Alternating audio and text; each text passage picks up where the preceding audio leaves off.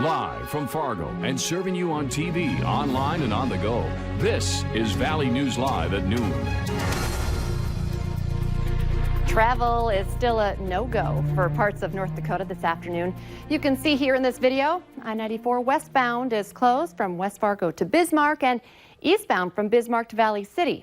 I-29 is also closed northbound and southbound from Grand Forks to the Canadian border. Hi everyone, thanks for joining us this afternoon.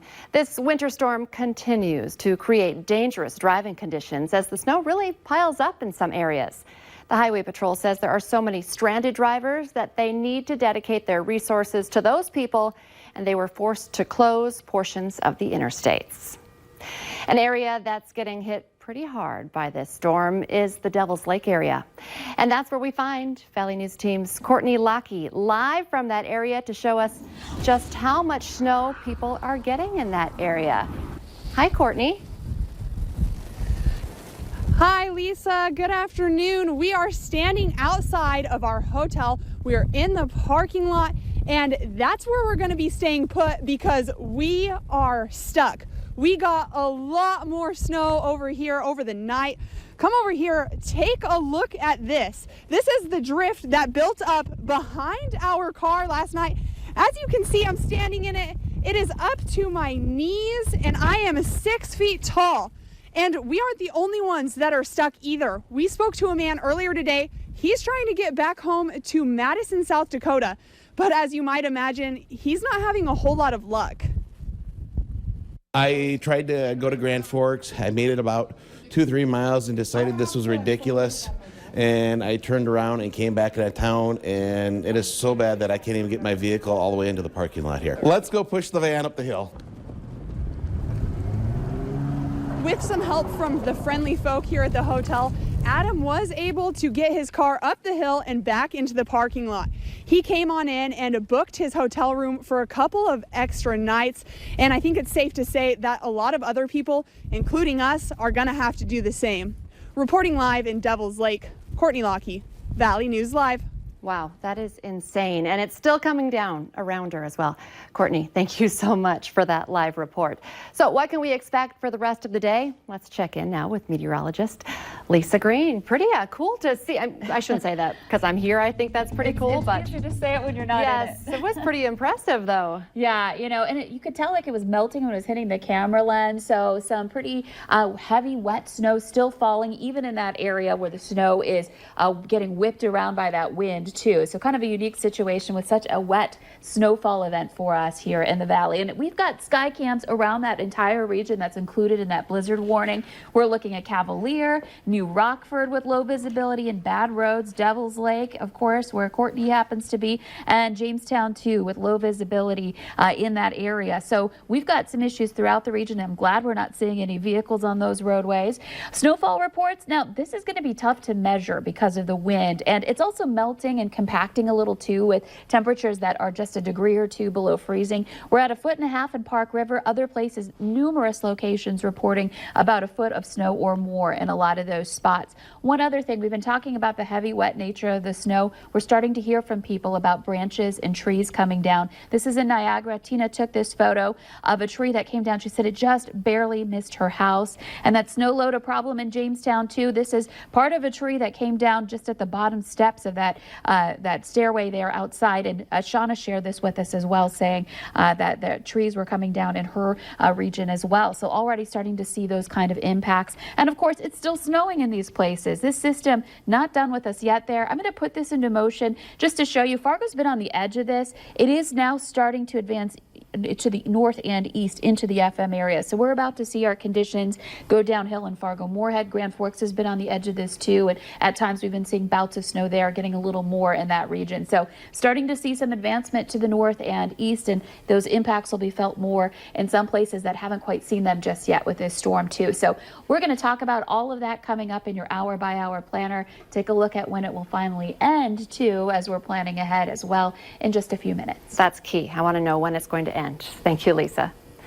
There is no denying they had a lot of drugs, but 2 men are being cleared of all their charges thanks to a ruling by a Minnesota judge. The judge says the State Patrol seizure of more than $4 million in marijuana was illegal and tossed out the charges. 2 Montana men were pulled over last March on I-94 in Douglas County by a trooper who said their vehicle was weaving and had a cracked windshield. The judge agrees the cracked windshield was sufficient cause to stop the vehicle, but that the trooper lacked reasonable grounds to expand the traffic stop into a search of the vehicle. 5 children are in protective custody, and their mother is facing first-degree premeditated murder charges. Rochester police say the 32-year-old woman locked herself and her kids in a car and attempted to fill it with exhaust. The children told police that their mother used a pipe to run exhaust through the window for nearly 2 hours. When 3 of the kids got sick, the woman apparently panicked and got the children out. But she was later arrested after her sister called authorities. President Donald Trump held his first campaign rally since the House impeachment inquiry started and is taking aim at Minnesota. He wants to win it in 2020. The president rallied in Minneapolis yesterday, telling the crowd at Target Center that there's no other man who could have taken the amount of media scrutiny that he's received. This was his first political rally since the House opened its impeachment inquiry. It's been 7 months since Boeing 737 MAX was grounded following 2 deadly crashes overseas. As Tom Costello reports, an independent investigative panel is now expected to call for big changes in how the FAA approves planes for flight in the future. At Boeing Field outside of Seattle, brand new 737 MAXs sit wingtip to wingtip.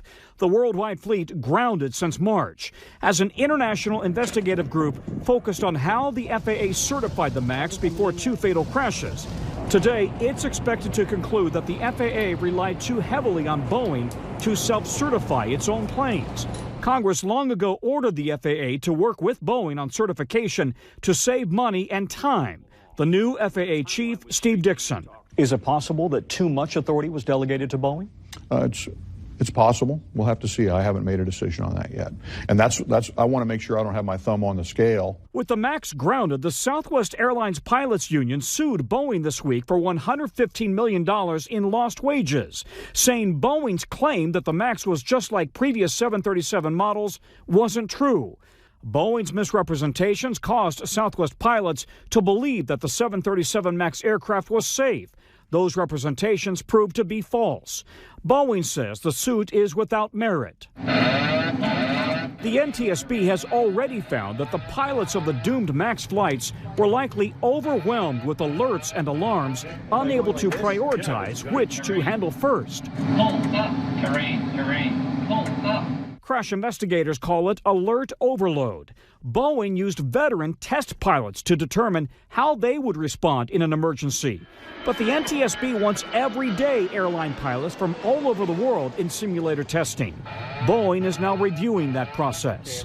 We want the pilots to make sure that they're focusing on those things that will keep the airplane safe and not those things that will distract you and kill you. You do anticipate making changes at the FAA certification process? I think that's likely, but again, we'll have to see. The FAA is unlikely to approve the MAX for flight until early December. American and Southwest Airlines say they're keeping it out of their fleets until January.